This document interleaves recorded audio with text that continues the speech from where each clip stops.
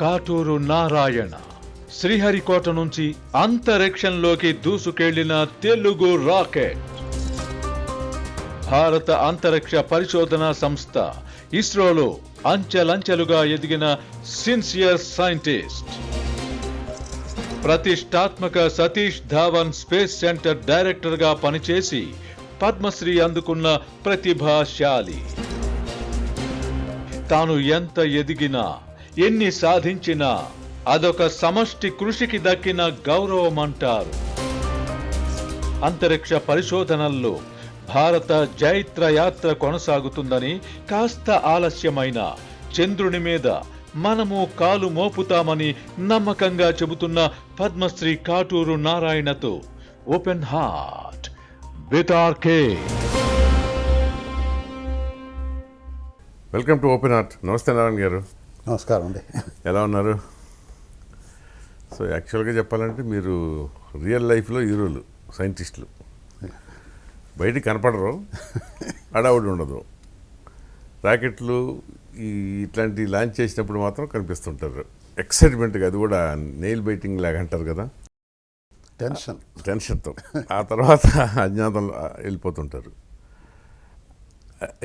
ఇది అంటే ఒక రకంగా ఏంటంటే తపస్సు మీది.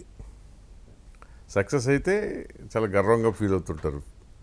అది ఏదన్నా చిన్న తేడా వస్తే నీరసించిపోతారు. అంతేనా? అట్లాగే జరుగుతుంటుందా? అంతేనండి. ఆ క్షణాల్లో ఎలా ఉంటారు మీరు? యాక్చువల్గా మా ఫస్ట్ ప్రయోగం, ఈ శాటిలైట్ ప్రయోగం 1979లో SLV-3 ఫస్ట్ ప్రయోగం. ఓకే.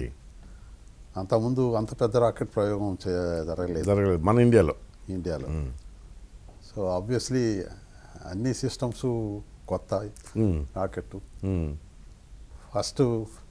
ఫస్ట్ స్టేజ్ బాగా టేక్ ఆఫ్ అయిపోయింది, బ్రహ్మాండంగా వెళ్ళింది. నేను యాక్చువల్గా రియల్ టైం అంటాం, అంటే ప్రతి క్షణం రాకెట్లు ఎట్లా ప్రయాణిస్తూ ఉంది మాకు డిస్ప్లే వస్తుంది. అవును. ఈ రాడార్స్ అవన్నీ ట్రాకింగ్ చేస్తూ ఉంటాయి.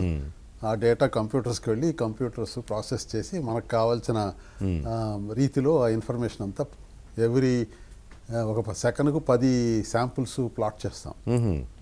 సో వండర్ఫుల్గా వెళ్తా ఉంది. ఫస్ట్ స్టేజీ 60 సెకండ్లు, 55 సెకండ్లు. దాని తర్వాత సడన్గా మూగాల ఓకే రాకెట్ అక్కడే వెళ్తుంది.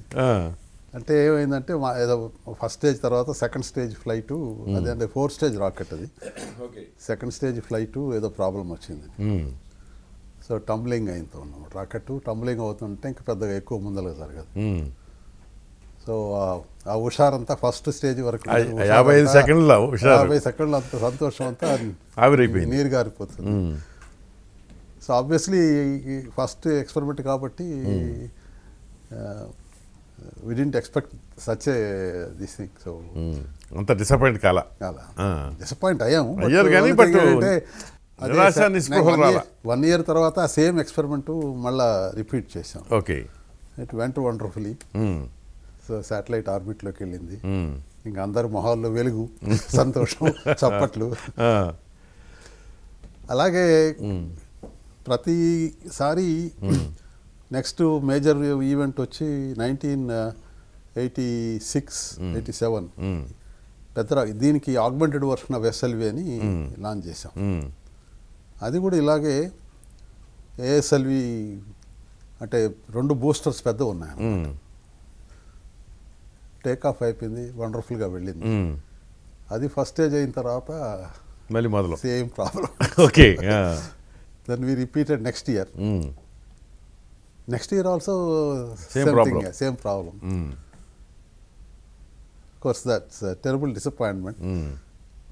But ఏంటంటే ఇప్పుడు ఇవన్నీ we are learning experiments. So ప్రతి failure has given us lessons. స్పెషల్గా ఈ ASLV rocket failure gave us lot of inputs. Okay. తర్వాత వచ్చింది PSLV 93. అవును. PSLV ఫస్ట్ ఫ్లైట్ కొంచెం ఫెయిల్ అయినా కానీ తర్వాత ఫ్లైట్స్ అన్ని కంటిన్యూగా సక్సెస్ అవుతూ ఉన్నాయి. ఇప్పటికీ మన వర్క్ హార్స్ అని. అవును. బట్ ఆల్ ది లెసన్స్ మేము ఈ ASLV ఫెయిల్యూర్లో నేర్చుకున్న లెసన్స్ అన్ని ఇప్పుడు ఉపయోగపడ్డాయి. చాలా బాగా PSLV సక్సెస్లో బాగా ఉపయోగపడ్డాయి. మా సూపర్ బాసెస్ చైర్మన్ గారు ధావన్ గారు ఉండేవారు ఆ టైంలో. ఇది అప్ టు 84 ఇస్రోకి, ధావన్ గారు ఇస్రోకి. ఎస్ఎల్వి టైంలో ధావన్ గారు ఉండేవారు. కోర్స్ ఆయన ఎప్పుడు చాలా ఈ ఆల్వేస్ యూస్ టు కలాం గారు కోచ్ చేసేవారు. Okay. Kalam garu project director first SLV ఫ్లైట్కి. సో ఫస్ట్ ఫ్లైట్ ఆయన ఏం కోచ్ చేసేవారంటే, ఫ్లైట్ అయిన తర్వాత ప్రెస్ కాన్ఫరెన్స్ అప్పుడు ధావన్ గారు ముందరుండి ప్రెస్ని అడ్రస్ చేశారు. Okay. He took the total responsibility. It's partial success అని, ఫెయిల్యూర్ అని చెప్పుకుంటే ఇట్స్ పార్షియల్ సక్సెస్ అని ఓకే. చెప్పారు. అదే సెకండ్ ఫ్లైట్ వచ్చినప్పుడు ధావన్ గారు బ్యాక్గ్రౌండ్లో ఉండి కలాం గారిని ముందర సక్సెస్ అయినప్పుడు. Okay. So that is the type of personality. Kalam గారు ఎప్పుడు ఆయన ఎక్కడ ఏ మీటింగ్ జరిగినా కానీ ఇది కోట్ చేసేవారు. ఓకే. ధావన్ గారి అంటే అలాంటి వాళ్ళు ఆదర్శంగా ఉన్నారు మీకు. అంత ఆయన వారికి ముందు విక్రమ్ సారాభాయ్ గారు, నేను 67లో తుంబాలో చేరాను. అప్పుడు సారాభాయ్ గారు ఇన్ఛార్జ్ అనమాట. అన్ఫార్చునేట్గా ఆయన చాలా అర్లీగా చనిపోయారు. అవును, అవును. మాకు డైరెక్ట్ చాలా జూనియర్స్ కదా. సో బట్ ప్రతి నెల తుంబాకు వచ్చేవారు. ఓకే. ఆయన వచ్చినప్పుడల్లా ఏదో ఒకటి చూపించాలి, కొత్త ప్రయోగం. మీకు ఉత్సాహం.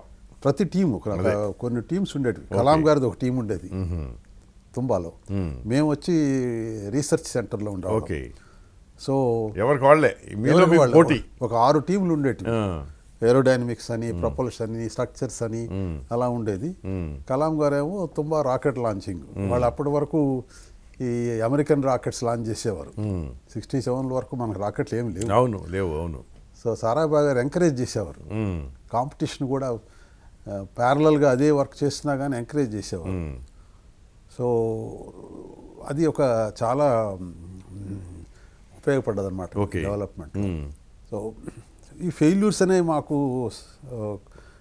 కొత్త మీకే కాదు, ప్రపంచవ్యాప్తంగా ఉన్నాయి. జిఎస్ఎల్వి 2001లో క్రయోజనిక్ స్టేజ్ పెట్టి మేము ఫస్ట్ లాంచ్ చేసాం. దాంట్లో 4 లిక్విడ్ బూస్టర్స్ ఉన్నాయి. అవి లిఫ్ట్ ఆఫ్ 4 సెకండ్ల ముందర ఇగ్నైట్ అవుతాయి. ఎందుకంటే లిక్విడ్ ఇంజిన్స్ అవి ఫుల్ థ్రస్ట్ డెవలప్ చేసేదానికి టైం పడుతుంది. ఒక 3 సెకండ్లు ఏం పడుతుంది. అదే సాలిడ్ మోటార్స్ అయితే ఇగ్నైట్ అవుతూనే with in half a second పైకి లేస్తుంది. సో ఈ జిఎస్ఎల్వికి ఏంటంటే 4 లిక్విడ్ బూస్టర్స్, తర్వాత కోర్లో సాలిడ్ ఉంటుంది. సో అది వెరీ కాంప్లికేటెడ్ సీక్వెన్స్. ఆ 4 ఇంజిన్స్ ఇగ్నైట్ అయిన తర్వాత ఆన్బోర్డ్ కంప్యూటర్ చెక్ చేస్తుంది 4 ఇంజిన్లు సరిగ్గా పనిచేస్తున్నాయా లేదా. చెక్ చేసి అన్నీ సరిగ్గా ఉన్నాయనుకున్నప్పుడే ఆ కోర్ బూస్టర్ని ఇగ్నైట్ చేసి లిఫ్ట్ ఆఫ్ అవుతుంది. ఇదంతా కూడా 4-5 సెకండ్లోనే జరిగిపోవాలి. T-4 సెకండ్స్ ఇగ్నైట్ అయ్యాయి. T-1 సెకండ్ దగ్గర టక్కన కంప్యూటర్ ఆపేసింది. And then there was a fire. అది లైవ్ టెలికాస్ట్ వస్తుంది. అవును, అదంతా లైవ్ టెలికాస్ట్ అవుతుంది. గుర్తుకొచ్చింది. అక్కడ ఆ ట్యాంక్స్కి వచ్చి మేము కొన్ని ఇన్సులేటింగ్ ప్యాడ్స్ చుట్టుతాం అన్నమాట. ప్రొపల్లెంట్స్ వేడి ఎక్కుంటా, లిక్విడ్ ఫ్లూయిడ్స్ అవి అంటుకున్నాయి. కోర్స్ ఇమీడియట్గా కంట్రోల్ రూమ్లో మాకు అటువంటి ఇన్సిడెంట్ వస్తే వాటిని ఆపేదానికి remote control nozzles jets, water jets on చేసాము. కంట్రోల్కు ఫైర్ ఆఫ్ చేసాము. ఏమైందంటే ఆ 4 బూస్టర్స్లో ఒక బూస్టర్ వచ్చి ఫుల్ థ్రస్ట్ డెవలప్ కాల. సో కంప్యూటర్ అది ఆన్బోర్డ్ కంప్యూటర్ అది డిటెక్ట్ చేసి షట్ ఆఫ్ చేసేసి ఆ ప్రాసెస్లో కొంచెం మంటలు వచ్చాయి. అఫ్కోర్స్ అప్పుడు పాకిస్తానీ వాళ్ళు, బీబీసీ వాళ్ళు ఇదే ఫెయిల్యూరు పదే చూపిస్తాం, బాగా ఆనందపడ్డారు. ఎందుకంటే ఈ బీబీసీ వాళ్ళు, నేను ఒకటి అబ్జర్వ్ చేశాను, ఏదైనా చెడు జరిగితే, ఫెయిల్యూర్ జరిగితే they will be the first to report. అవునా? ఏదైనా సక్సెస్ అయితే అసలు ఎక్కడ మన మాట వినపడదు, లాస్ట్ ఎక్కడ అసలు కనపడదు వాళ్ళ దగ్గర. అదేమిటో మరి వాళ్ళ బీబీసీ వాళ్ళకి ఎందుకు అంత జలస్ ఏమో మనకు తెలియదు. మోస్ట్ ఆఫ్ ది రిపోర్ట్స్ అంటే ఇప్పటికి కూడా ఇంగ్లాండ్ మనకేం ఏ రకంగా ఈ స్పేస్ దాంట్లో పోటీ కాదు కదా. స్పేస్ కనే కాదు, వాళ్ళు నార్మల్గా బీబీసీ ఆ రోజుల్లో మనకు నెగటివ్ ఆస్పెక్ట్స్ ఆఫ్ ఇండియాని ఎక్కువగా హైలైట్ ప్రొజెక్ట్ చేసేవాళ్ళు. మీకు తెలిసి ఉంటుంది, మీరు ఈ ఫీల్డ్లో ఉన్నారు కాబట్టి. ఎక్కడ అడుక్కు తినేవాళ్ళు, ఎక్కడ బిచ్చగాళ్ళు, ఇవి ఫోకస్ చేసి చూపిస్తారు. కానీ అంటే నేను మా ఫీల్డ్లో ఏం చెప్తుంది నేను అబ్జర్వ్ చేసేవాడు స్పెసిఫిక్గా. ఓకే. మన లాంచింగ్ ఏమన్నా ఏ foreign journals foreign media project చేశాయని ఇక్కడ బీబీసీలు ఎక్కడ ఏర్పడవు, అదే ఫెయిల్యూర్ అయితే ఏర్పడతారు. బట్ ఫార్చునేట్గా ఏమైందంటే we could launch it within 1 month the same rocket. Engine problem ఉన్న ఇంజిన్ తీసేసి ఇంకోటి పెట్టి కొత్త ఇంజిన్ పెట్టి then we successfully flew it in 2000 April. ఇది మార్చిలో ఫెయిల్ అయింది, ఏప్రిల్లో లాంచ్ చేసాం. అది మాత్రం చూపిలే వాళ్ళు. That was a very successful. బీబీసీలో అది రాలా, అది వేరే లేదు, అది ఓన్లీ పిట్టకథ చెప్పాను. అదే ఊరికే సరదాగా అంటాను నేను కూడా. సో జిఎస్ఎల్వి, అది ఎస్ఎల్వి, ఏఎస్ఎల్వి, పిఎస్ఎల్వి, ప్రతి రాకెట్ అవును ఫస్ట్ టెస్ట్లో ఏదో ఒక సహజంలేండి ప్రాబ్లమ్ ఎన్కౌంటర్ అయ్యాము. అవును.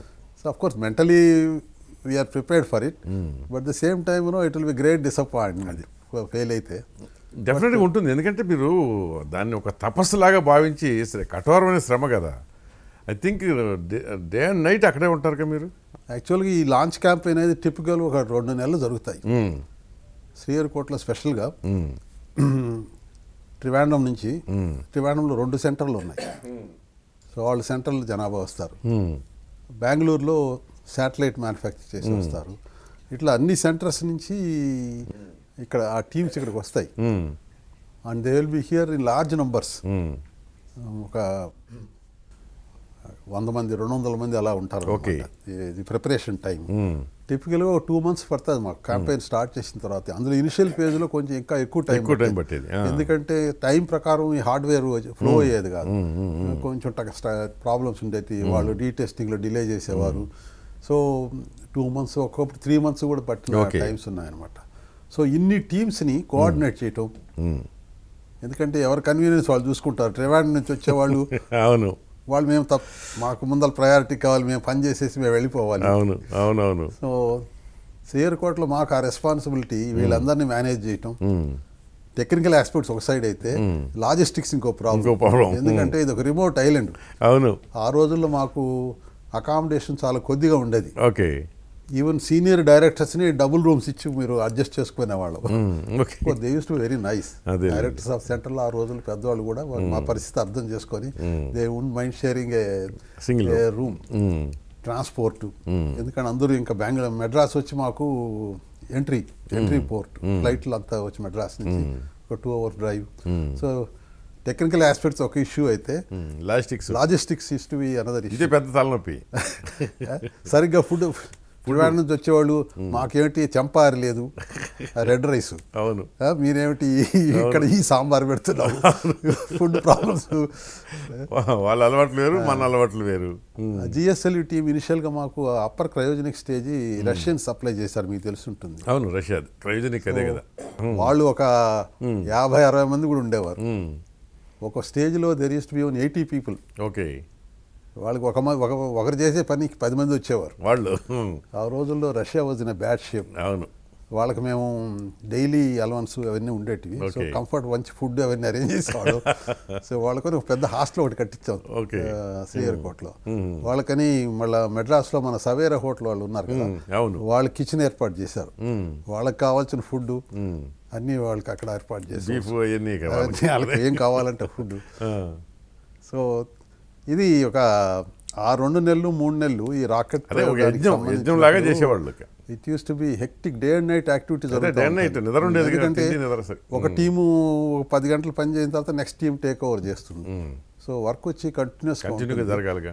సో వాళ్ళకేం బయట నుంచి వచ్చే వాళ్ళకేం పర్లేదు, వాళ్ళు 10 గంటలు చేసేవాళ్ళు. మేము లోకల్గా ఉండే అరేంజ్మెంట్ చేసేవాళ్ళకి, ఎందుకంటే అన్ని టీములది మీదే బాధ్యత చేయాల్సి వచ్చేది. So I use to tell them also, అరే బాబు we also have families. We can't be spending 24 hours a day with you. But then it's all used to be ఒక ఫ్యామిలీ లాగా. అందరి గోల్ ఒకటే, we have to successfully launch, achieve the target. ఇప్పటికి కూడా ఇన్ని సంవత్సరాల తర్వాత ఇప్పుడంటే రొటీన్ అయిపోయినాయి అనుకోండి, ఆపరేషన్స్ అన్ని రొటీను, ఎవరికి పాటికి వాళ్ళకి తెలుసు ఏం వర్క్ చేయాలో. ఆ రోజులు we are evolving the procedure. Frictions ఉండేటివి. అవును. ఎవరికి రిపోర్ట్ చేస్తున్నారు, ఇటువంటి చిన్న సమస్యలు కూడా internal issues. But what over period of time అవన్నీ సార్ట్ అవుట్ అయిపోయినాయి, సిస్టమ్స్ ఎవాల్వ్ అయినాయి, అన్ని సిస్టమ్స్ ఉన్నాయి. Today everybody knows what is the responsibility, structure clear, ఎవరేంటి అంతే. ఇప్పుడు ఈవెన్ 30 days 35 daysలో క్యాంపెయిన్ ఫినిష్ చేస్తున్నారు. యాక్చువల్గా ఈ పొలిటీషియన్స్కి అంటే ఓవర్ మేబీ ప్రైమ్ మినిస్టర్ కావచ్చు, చీఫ్ మినిస్టర్ కావచ్చు, వీళ్ళకి ఇప్పుడు మాలాగానే వాళ్ళకు కూడా ఈ స్పేస్ గురించి పరిజ్ఞానం ఏమి ఉండదు. సైంటిస్టుల మీద డిపెండ్ అవ్వాల్సిందే కదా మీరు చెప్పిన దాన్ని. జనరల్గా ప్రభుత్వంలోకి ఇప్పుడు మీరు స్పేస్ రీసెర్చ్ ఆర్గనైజేషన్ నుంచి మీరు ఒక ప్రపోజల్స్ పంపినప్పుడు కేంద్ర ప్రభుత్వం కదా చేయాల్సింది, ఫండింగ్ కానీ శాంక్షన్ కానీ. ఎలా ఉంటాయి ఇది అసలు? వాళ్ళు స్పాంటేనియస్గా యాక్సెప్ట్ చేస్తుండేవాళ్ళ, లేకపోతే కొర్రీస్ చేస్తుండేవాళ్ళ బ్యూరోక్రసీ కానీ ఇంకోళ్ళు కానీ? జనరల్గా సెంట్రల్ గవర్నమెంట్ బడ్జెట్ ప్రిపరేషన్ అన్ని డిపార్ట్మెంట్స్ బడ్జెట్ ప్రపోజల్ సబ్మిట్ చేస్తాయి. So we also go through that exercise. Okay, September నుంచి మొదలెట్టి ఈచ్ సెంటర్ కలెక్ట్ చేసి హెడ్ క్వార్టర్స్లో థరో డిస్కషన్ చేసి ఫైనలీ బడ్జెట్ ప్రపోజల్స్ పంపిస్తాము.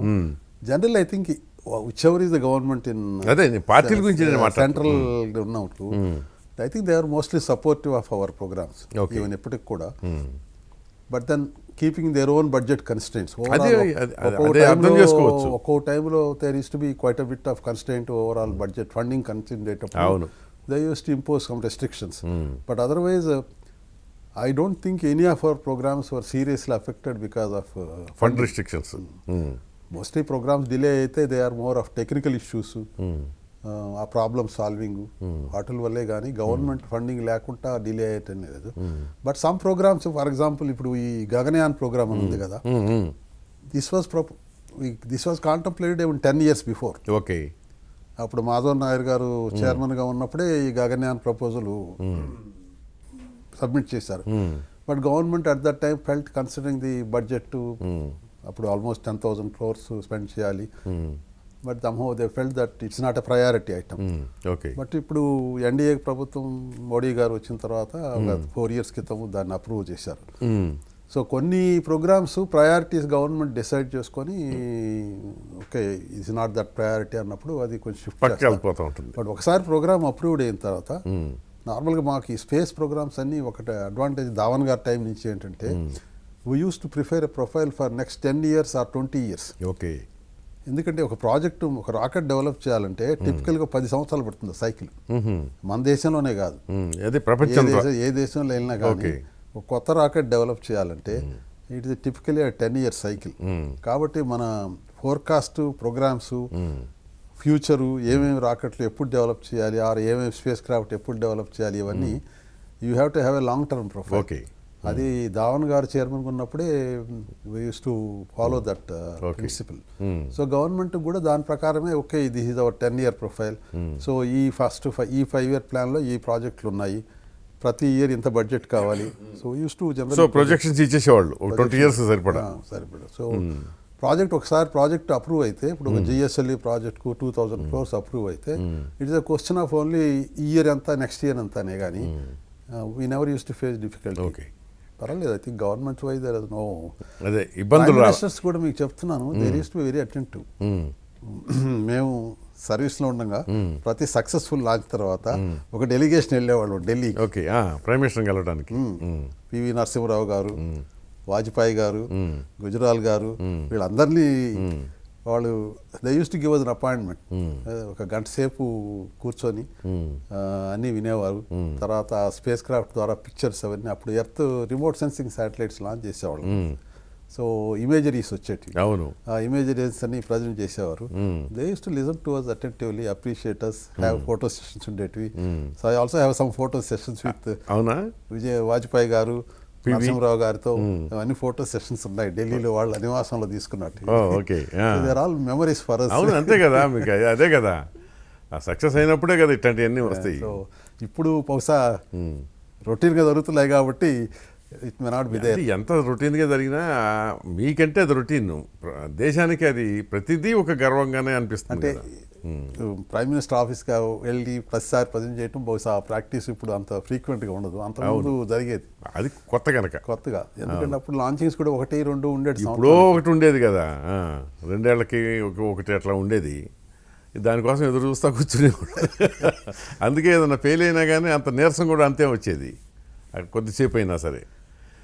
అసలు యాక్చువల్గా ఈ అంతరిక్ష పరిశోధనలో ఈ ఫీల్డ్ మీద పెద్ద అవగాహన పాపులారిటీ రాకముందు మీరు ఆ ఫీల్డ్లోకి రావాలని ఎందుకు అనిపించింది? అంటే వాట్ వాజ్ మీ బ్యాక్గ్రౌండ్ ఏంటి అసలు? నేను ఇంజనీరింగ్ వచ్చి ఏరోనాటికల్ ఇంజనీరింగ్ చేశాను ఏరోనాటికల్. మెడ్రాస్లో. ఓకే. అప్పుడే ఈ స్పేస్ సైన్స్ టెక్నాలజీ సెంటర్కు దేవర్ రిక్రూటింగ్ ఇంజనీర్స్. అప్పుడే they started, I think bulk recruitment start with our batch.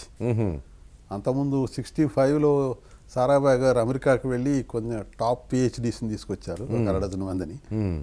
So 67లోనే ది ఫస్ట్ బ్యాచ్ ఆఫ్, ఇప్పుడు కలాం గారు ఆయన బ్యాచ్ వాళ్ళు కొంచెం అర్లీగా చేరారు, తుంబాలో 63లో చేరారు.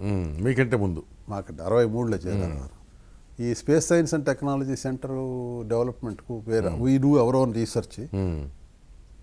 I can say that perhaps we were the first batch bulk recruitment ఇండియాలో. సో అడ్వర్టైజ్మెంట్స్ వచ్చాయి. మా ఫీల్డ్ వచ్చి either we have to get into Bangalore HAL aeronautics. వీళ్ళకి at that time they also need people with background in aeronautics, aerodynamics అని, structures అని. Okay. So నా field కాబట్టి నేను అప్లై చేయటం, జాబ్ రావటం, త్రివేణంలో జాయిన్ అవ్వటం జరిగింది. ఫస్ట్ త్రివేణం. షేర్ కోడ్ ప్రపోజల్ లేదు. అదే ఫ్యామిలీలో ఎవరు చదువుకున్న వాళ్ళు లేరు. మీ బ్యాక్గ్రౌండ్ ఏంటి మీ ఫ్యామిలీది? మా parents agriculture, remote village near Kalahasti. Kalahasti దగ్గర. కాళహస్తి ఒక 7-8 కిలోమీటర్ల దూరంలో ఉంటుంది. బట్ నా చదువు అంతా సూళ్ళూరుపేటలో జరిగింది. My maternal, my mother's place. So మీ మేనమామ? మా మేనమామలు, then my sisters are also married there in that. Okay. ఆ ఊళ్ళోనే వాళ్ళంతా జాయింట్ ఫ్యామిలీ ఉండేవాళ్ళు. So my elder sister husband, ఆయన actually is also my father in law. ఆయన టీచర్. ఓకే. ఆయన టీచర్ సూళ్ళూరుపేట స్కూల్. మా మెటర్నల్ అంకుల్ వచ్చి he use to be in state government service.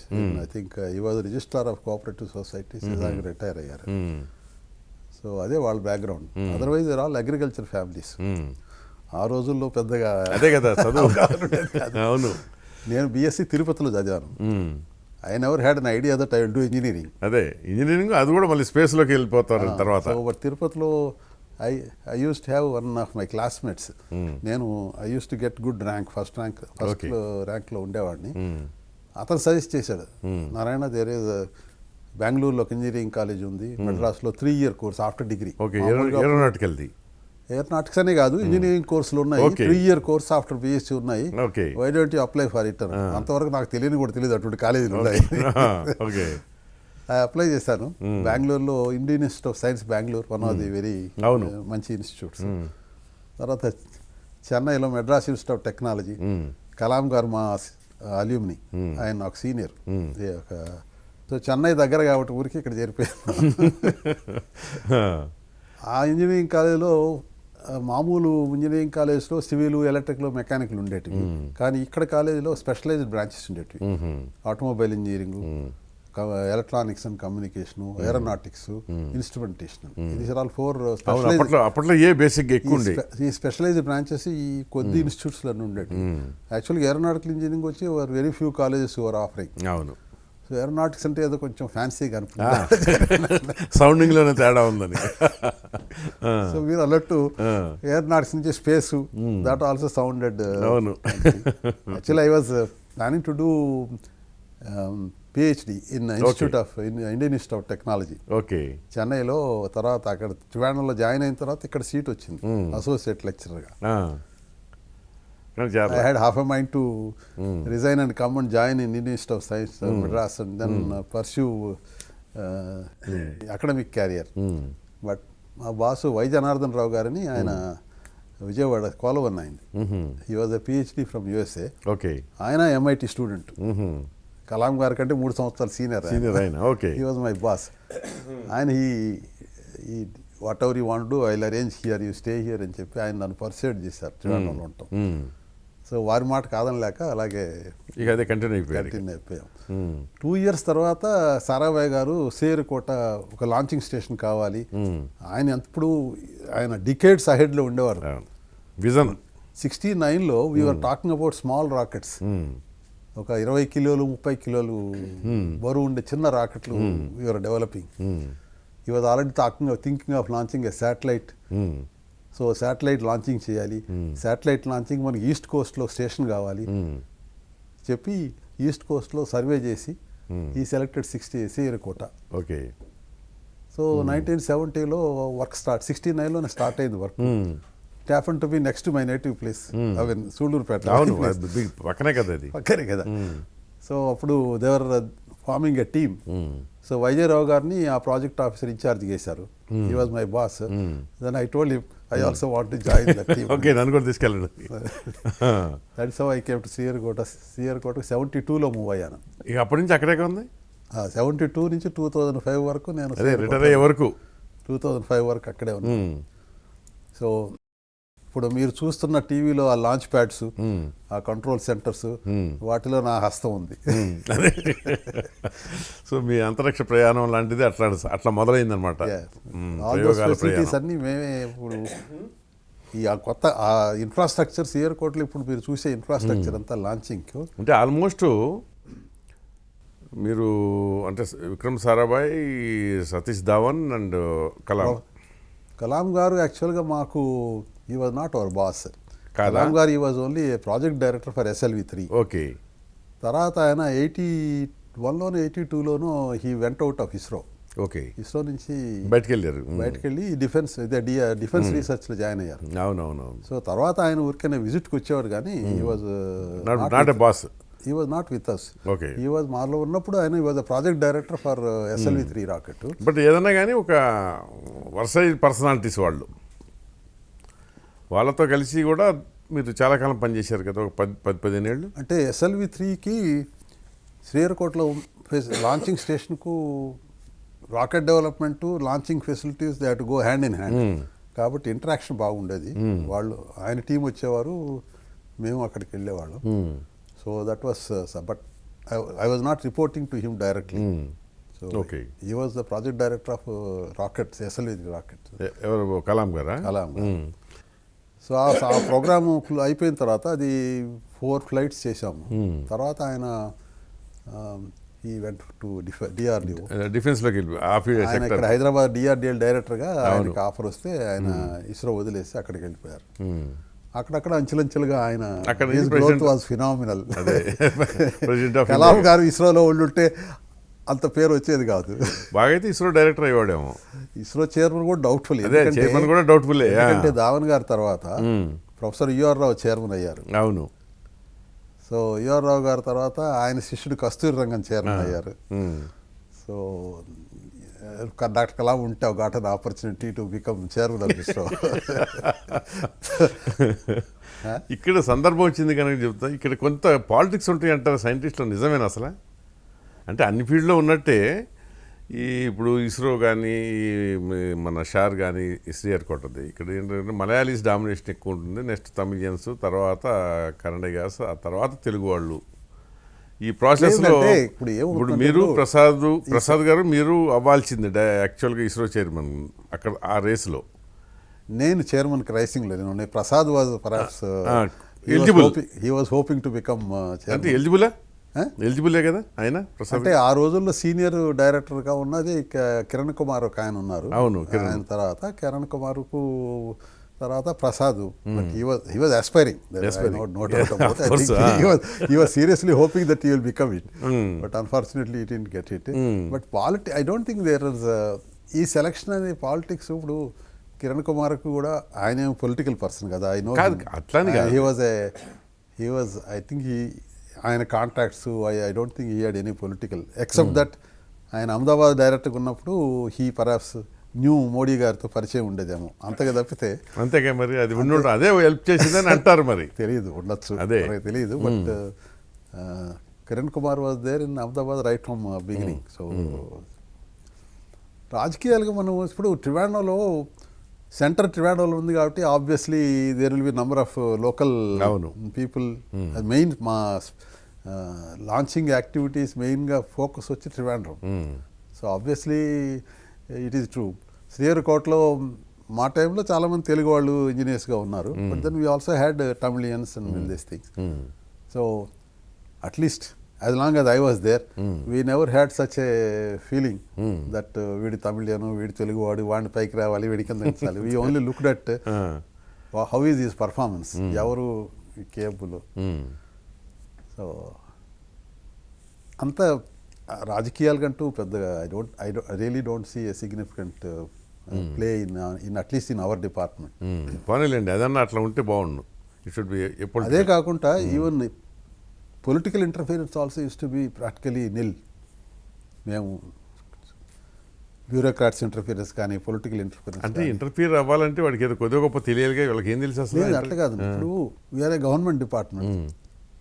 So మా ఫైనాన్సెస్ కానీ మా అప్రూవల్ సైకిల్ అన్నీ గవర్నమెంట్ ప్రొసీజర్స్. అవును, they all have to go through the bureaucratic సిస్టంలోనే వెళ్ళాలి. ఇప్పుడు జేఎస్ ఫైనాన్స్ అని ఉంటారు, అడిషనల్ సెక్రటరీ ఉంటారు, జాయింట్ సెక్రటరీ ఉంటారు, క్యాబినెట్కి వెళ్ళాలి ప్రపోజల్స్, ఇవన్నీ ఇది కదా. So but we always had excellent cooperation from the. అంటే ఇప్పుడు ఒక రెస్పెక్ట్ అయితే ఉంది కదా మీరంటే. అంటే అట్లా కాదు, ది ఇంటరాక్షన్ అట్లీస్ట్ మేము ఉన్న టైంలో secretary always use to be our technical person. Okay, your Rao కానీ ధావన్ గారు కానీ, ధావన్ గారు ఉన్నప్పుడు శేషన్ వచ్చి ఆయన కింద పనిచేసేవారు. Okay, TN Seshan, you know what type of TN Seshan. మాతో మాకు పరిచయం ఉంది ఆయనతో. మా ప్రాజెక్ట్స్ అప్రూవల్ కూడా ఆయన ఈ నెగోషియేషన్ కమిటీ చైర్మన్గా ఉండేవాడు. So I use to be ASL launch facility build చేసేటప్పుడు we built a big structure. So దానికి మాకు కొంత వాల్యూ దాటితే the contract negotiation committee, he was chairing, Seshan, mister Seshan was the chairman of that committee. I was the member secretary. Okay, so ఆ proposals ఇంకా ఏమైనా పొరపాటున ఉంటే చీల్చేస్తాడు సమస్యలు నిలువునా. But he was an excellent negotiator. ఒక పార్టీస్ వచ్చి కూర్చుంటే ఇంకా ఆయన తట్టుకోలేరు. అవునా, ఆయన ఏ రేట్ అంటే ఆ రేటేక. He to be an excellent negotiator. అదే రేట్ అంటే జనరల్గా. బట్ నేను చెప్పేది ఏంటంటే they were considering themselves as project part of the project team. వాళ్ళు మేము వేరే వీళ్ళు వేరేని కాకుండా all the most of this additional secretary level చాలామంది మేము వర్క్ చేసాం. మీనాక్షి సుందరం గారని went to became secretary of rural development, వారు అడిషనల్ సెక్రటరీ పనిచేశారు. తర్వాత రంగాచారి గారని ఇక్కడ మన ఫైనాన్షియల్ అడ్వైజర్గా ఉన్నారు ఇక్కడ. ఆయన సిబిడిటి చైర్మన్గా, మన central board of direct tax కూడా చైర్మన్ ఉన్నారు. ఆయన మా డిపార్ట్మెంట్ అడిషనల్ సెక్రటరీ పనిచేసేవారు. So we work with them. Projects అన్నిటికీ రిపోర్ట్స్కి they use to be as part of our team. We never felt they are different. So we have to have excellent support. ఏంటంటే మీరు స్వర్ణయుగంలో పనిచేశారు, ఇప్పుడైతే కొంచెం డిఫరెంట్గా తెలియదు. ఇప్పుడు పరిస్థితి అవుతుంది నాకు తెలియదు. At least we were there. మీకు టిపికల్ కొన్ని ఎగ్జాంపుల్ చెప్తాను. వీ హ్యాడ్ ఈ పిఎస్ఎల్వి టవర్ చూశారు, చూసి launch tower. That was built by one public sector undertaking, Allahabad, Triveni structurals. మేము ఎవాల్యుయేట్ చేసినప్పుడు ఫెసిలిటీస్ అన్నీ ఉన్నాయి. But then after contract was signed we really had problem running with managing that contract. ఎందుకంటే వాళ్ళ financial status was very poor. మనం డబ్బులు ఇస్తే ఆ డబ్బులు ఏటుకే ఖర్చు పెట్టేసేవాళ్ళు. వాళ్ళ సబ్ కాంట్రాక్టర్స్కి వెళ్ళేటి ఫండ్స్ అసలు వాళ్ళు ఆర్డర్ చేసేవాళ్ళు కాదు. But then we realize that the project will get delayed. So we sat with them, we told them, we will release the money, but not to you directly. You tell to whom the payment has to go. And we will, on your advice, we will release the payment to your subcontractors. So department also has to agree. So వాళ్ళు కూడా agree అయ్యారు. So we worked out a mechanism. So అది కూడా public sector public సెక్టరే. So తర్వాత second launch పడి కట్టాం, అది MECON. That is another public sector జైల్. వాళ్ళతో ఇదే ప్రాబ్లం. వాళ్ళు అండర్ కోట్ చేశారు, 250 crores చేశారు ఆ project court. Finally it escalated to 400 crores. Okay, గవర్నమెంట్లో 250 crores నుంచి 400 crores అప్రూవల్ రావాలంటే అంత ఈజీ కాదు కదా. అవునవును, అందులో ఆ రోజుల్లో. ఇప్పుడేముంది కానీ. సో వీళ్ళ సపోర్ట్ బాగుండేది మాకు. I think all the bureaucrats, additional secretary, joint secretaries, ఢిల్లీలో క్యాబినెట్ అప్రూవల్స్ ఇవన్నీ మాకు త్వరగా వచ్చేసేటివి. ఎస్పెషలీ ఇటువంటివి ఈ ఫైనాన్స్ ఎస్కలేషను రష్యన్ కాంట్రాక్ట్ అలాగే ఉండేది. ఒరిజినల్గా రష్యన్ కాంట్రాక్ట్ అంత వాల్యూ అయితే వాళ్ళు ప్రధానికి ఎక్స్ట్రా డబ్బులు కావాలనేవాళ్ళు. అవును. But then we work together as a team. So ఏ అడ్డిల్స్ లేకుండా ఆ ప్రయాణం వల్ల సాగిపోతూ వచ్చింది. Only problem started only when this 2G scam came. 2G అప్పుడు దేవాస్ అని మొదలెట్టారు కదా, ఇస్రో కూడా కేమ్. అవునవును. Bad light. అప్పటి నుంచే కొంచెం ప్రాబ్లమ్స్ తయారైనాయి. అంతవరకు అదర్వైజ్ అసలు మిమ్మల్ని ఎవరు సస్పిషియస్ కూడా చూసేవాళ్ళు కాదు, ఎవరు వేలెత్తి చూపించేవాళ్ళు కాదు. కరెక్ట్. ఇక్కడ కరప్షన్ ఉంది, ఇక్కడ మిస్ మేనేజ్మెంట్ ఉంది, వేలెత్తి చూపించేవారు కాదు. అవును. అసలు అంటే అట్లా చేస్తారని కూడా ఎవరికి ఊహకు కూడా తట్టేది కాదు ఎవరికి. కానీ అట్లాంటి ఆర్గనైజేషను, అంత డెడికేషను, కమిట్మెంట్ ఉండే సైంటిస్టులకు సంబంధించిన విషయం వస్తే నంబి నారాయణది ఒక పెద్ద మచ్చలాగా ఉండదు. ఎందుకంటే సినిమా కూడా తీసేటప్పటికి జనానికి బాగా తెలిసింది అది అసలు ఏం జరిగింది అనేది. అప్పుడు ఆయన తీసిన సినిమాలో ఆయన క్లెయిమ్ చేసినటువన్నీ they are all I would say they are false. అంతేనా? ఆ క్లెయిమ్స్ అన్నీ. Okay. He is not such a key person. ఓహో. సో యాక్చువల్గా ఆయన బాసు ఆ టీంలు మలయాళ మనోరమలో ఇంటర్వ్యూ ఇచ్చారు. ఆయన బాసు, ఆయనకి బాసు ముత్తనాయం గారు అని ఉండేవారు. Okay. He was reporting to him ఆ టైంలో. Nambi Narayana. So actually they press conference, there was a press release that what Nambi Narayan has claimed, projected, they are not correct. He has projected himself as a very key person. Actually, it is an insult to ISRO to say that because of his problem, ISRO has suffered. There is no such thing. ISRO is not dependent on a single individual. ISRO work is a big team work. Collective పెద్ద team work. They have so many disciplines. So ఒక్క individual లేనంత మాత్రాన it's not that ISRO work అంతా వెనకబడిపోయింది. అంతేలేండి. నిజంగానే ఒక individual లేకపోతే భారత అంతరిక్ష పరిశోధన మూతపడిపోతుందంటే ఇక అంతకంటే. Only thing why our department has not officially put the facts in right perspective. ఎందుకంటే there so much of publicity. అవును. ఆ పిక్చర్ వల్ల at least half a dozen people called me to find out what is the truth. అదే కదా. Nambi Narayan and myself attended the interview on the same day. నేను ఇస్రోకి ఇంటర్వ్యూకి వెళ్ళినప్పుడు 67లో we were interviewed on the same day. Okay. అచ్చా, మీ ఇద్దరు కాంటెంపరీసా? So I know Nambi Narayan very well. I think the issues are nothing to do with he has done any spying and all. I think their issues are totally different. I don't think there are. I think his interaction with local people, local thing, maybe might have put him in trouble. Not that he ikkadeo secrets anni తీసుకెళ్ళి చేశాడు. They are all false allegations. అది అంతవరకు ఫాల్సే. అవి false. That is there is no doubt about it. ఎందుకంటే it's not as if కొన్ని drawings ఏదో పోయింది ఏం లేదు.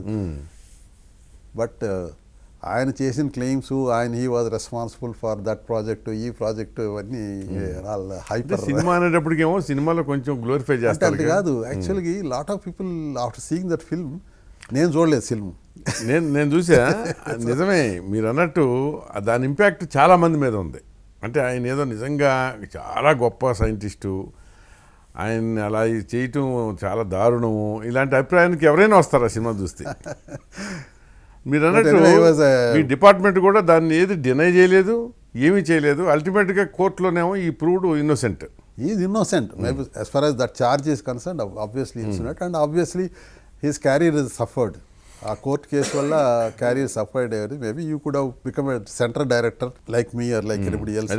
డైరెక్టర్ అయినట్టు ఆయన అయ్యేవాడు, సెంటర్ డైరెక్టర్ అయ్యేవాడు. That of course there is no doubt about it. ఆయన క్యారియర్ సఫర్ అయింది దానివల్ల. But claiming that ISRO programmes have fallen back by 10 years వల్ల they are all false claims. Okay. But certainly he has suffered to that extent. we know him, we keep అప్పుడప్పుడు మాట్లాడుతూ ఉంటాడు, call చేస్తాడు. ఇప్పటికీ మాట్లాడతారా మీరు? ఉన్నారా? మరి మీరు అడగలేదా ఏంది ఇదంతా ఈ సినిమా ఏంటని?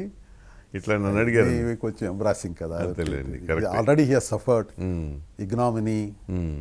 కానీ అతను కాంపెన్సేషన్ పే చేసినట్టు ఉన్నాగా government of India. And compensation అంటే ఇట్ కెనాట్ మానిటరీ కాంపెన్సేషన్ కంటే ఇది మెంటల్ ఎగోని మానసిక వేదన మాత్రం చాలా. హిమ్సెల్ఫ్, హిస్ ఫ్యామిలీ, అవును, సొసైటీ నుంచి పిల్లలు, nothing can compensate that. Nothing can. Correct. Why exactly why got into that such type of problem we don't know, because what these IB people or police people, what they had against him, we don't know why.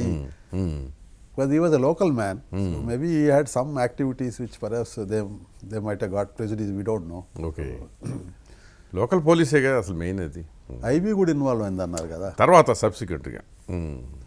They also endorsed. But as far as the department is concerned, I don't think we had any doubt about ఆయన ఏదో spy Integrity. చేసి, మాకు we never had such doubts about it. అదే ఒకటే కదా, ఇక అంతకు మించి ఇంకా అసలు మన ఈ స్పేస్ సెక్టార్లో ఇక ఎక్కడ ఏది అట్లాంటివి జరిగినాయి అంటే ఏమైనా ఉన్నాయా? స్పైయింగ్ యాక్టివిటీ అలా ఎక్కడ లేవు కదా అసలు. బట్ మీ మీద మాత్రం మొత్తం సర్వేలెన్స్ ఉంటుంది కదా సైంటిస్టుల మీద. I don't know ఎవరు surveillance. I don't know, I am not aware of any surveillance. Government డెఫినెట్గా పెడుతుంది, ఎందుకంటే ఇది స్పేస్ రిలేటెడ్ కదా. కరెక్టే, బట్ అంటే మీకు తెలిసేటట్టు చేస్తారండి మీ వెనకాలే. అట్లా ఉండొచ్చు. మేమేమి we don't carry any national secrets, we only do our scientific work. కరెక్టే. ఇప్పుడు each experiment cost hundreds of crores కదా. సో కలెక్టివ్ ఎఫర్ట్, దేశ ప్రజల సొమ్ము, ఇది ఎట్లాంటిది వచ్చినప్పుడు ఏంటంటే ఇంత వ్యయ ప్రయాసాలకు వచ్చి చేసేటప్పుడు దాని అంతిమ ఫలితం దేశం అనుభవించక ముందు బయటికి ఏమన్నా వెళ్తే అది నష్టమే కదా అనేది ఉంటుంది జనరల్గా. ఇప్పుడు సునాయాసంగా కాపీ కొట్టే వాళ్ళు ఉంటారు కదా. అంత ఈజీ కాదండి ఇదే టెక్నాలజీస్ని కాపీ కొట్టాలంటే. సాధ్యం కదా. సాధ్యం కాదని కాదు, తెలియక అడుగుతున్నా. కీ టెక్నాలజీస్ కొన్ని ఉంటాయి. Okay. whole thing they cannot copy. Okay. But question is if there are some key technologies. So okay, if they have established some contacts, they can try to get that information. So but anyway, I am not aware of. Of course, మీది నేను అనేది ఏంటంటే జనరల్గా చెప్తున్నా. We of course ఒక rocket ప్రయోగం జరిగేటప్పుడు we will be careful about ఎవరైనా mischief within the department ఎవరైనా మిస్చీవ్ ఎలిమెంట్స్ ఉంటారు. ప్రాబ్లం ఏంటంటే we generally make sure that any activity జరిగేటప్పుడు దెర్ విల్ ఆల్వేస్ బి అసలు as a protocol there are people to supervise safety teams ఉంటాయి. They are independent. Quality teams ఉంటాయి. So actual work చేసే team to monitor the work quality aspects, safety aspects. So team ఉంటుంది కాబట్టి at no time a single person will be working. So అటువంటి ఆస్కారం తక్కువ. But at least we're careful to make sure that any time ఒక activity జరిగేటప్పుడు always the required teams are present at that time. That we normally make sure. Okay. Security aspects జనరల్గా ఉంటాయి. Rocket assembly జరిగేటప్పుడు మాది central industrial security force. So ensures that only authorized people go to that particular activity. So ఆ protocols ఉంటాయి. So that precautions basic precautions చేస్తే తీసుకుంటాం. మీరు పనిచేసినప్పుడు కానీ తర్వాత సందర్భాల్లో కానీ రాకెట్ ప్రయోగం విజయవంతమైనప్పుడేమో దేశం అంతా గర్విస్తూ ఉంటుంది. అంటే ఇప్పుడు అవేర్నెస్ పెరిగింది కనుక అందరూ టీవీలు చూస్తుంటారు, ఎమోషనల్ అయిపోతుంటారు ఆ ఫ్యూ సెకండ్స్. అంటే సంతోషంతో నేను చెప్పేది. కొంచెం ఏదైనా ఇందాక అన్నట్టు సెట్ బ్యాక్లు వచ్చినాయి అనుకోండి, కొంచెం నీరసించిపోతూ ఉంటారు. అలాంటి టైంలో డెఫినెట్గా ఇప్పుడు అంటే మీరు చేసేది దేశం కోసం. ఒక రకంగా చెప్పాలంటే జీతం అనేది పక్కన పెట్టేసేయండి, దేశం కోసం మానసికంగా చాలా దృఢ సంకల్పం ఉండొద్దు. ఏమండి ఫెయిల్యూర్ వచ్చినప్పుడు మీకు కొన్ని చిన్న ఎగ్జాంపుల్స్. ఫెయిల్యూర్ అయినా కానీ సక్సెస్ అయినా కానీ as soon as the launching is over, we go back to look at the data. Okay. Whether it is successful flight, even successful flight అయినా కానీ we want to look at it. ఎట్లా success అయింది అసలు అది, ఏమైనా anomalies ఉన్నాయా, అదే ఇంకా. So we generally have a quick look data presentation. Okay. Within 2 hours we have developed a system, data అంతా ఆల్రెడీ శాటిలైట్ లాంచింగ్ అవుతూనే డేటా అంతా ఆల్రెడీ అవైలబుల్గా వచ్చేస్తుంది. So we already have a set of parameters which we should look at it. So ఆ parameters అన్ని కల్అవుట్ చేసేసి plots వేసేసి that respect team వచ్చి ప్రజెంట్ చేస్తాయి. సో వీ నో ఇమీడియట్లీ ఏదైనా సిస్టమ్స్లో మైనర్ డీవియేషన్స్ వచ్చాయి, తర్వాత డీటెయిల్డ్ ఎవాల్యుయేషన్ తర్వాత జరుగుతుంది. ఓకే, బట్ స్పాట్ ఇమీడియట్గా with in 2 hours or 3 hours. Okay, ఆ పనిలో ఉంటారు మీరు, వీటన్నిటికీ అతీతం అయిపోతారు. ఆ లాంచింగ్ అయిపోయింది, సక్సెస్ అయినా కూడా కానీ ఫెయిల్యూర్ ఇమ్మెటీరియల్ ఫెయిల్యూర్ అయితే of course then we also look at it what he's immediate try to look at where the problem is they. తర్వాత ఇన్వెస్టిగేషన్స్ అన్ని వేరే కమిటీస్ ఉంటాయి. So they will look at it. But even ఈ successful flight కూడా ఆ టైంలో enjoy చేస్తాం. 2 hours తర్వాత then will look at sit కొడుతుంటారు కదా, look at the data. So what feedback we out for next mission. So ఈ ప్రొసీజర్ ఏంటంటే నెక్స్ట్ మిషన్ ప్లాన్ చేసినప్పుడు we always look back what are the type of anomalies ఇంతకుముందు ఫ్లైట్లో ఉన్నాయి, వాటికి ఏమిటి కరెక్టివ్ యాక్షన్స్ తీసుకోవాలి. దిస్ ఈజ్ ఏ రొటీన్, ఇప్పటికి కూడా జరుగుతాయి. ఇప్పుడు ఆపరేషనల్ ఫ్లైట్స్లో కూడా చిన్న చిన్న డిఫరెన్సెస్ కనపడతాయి.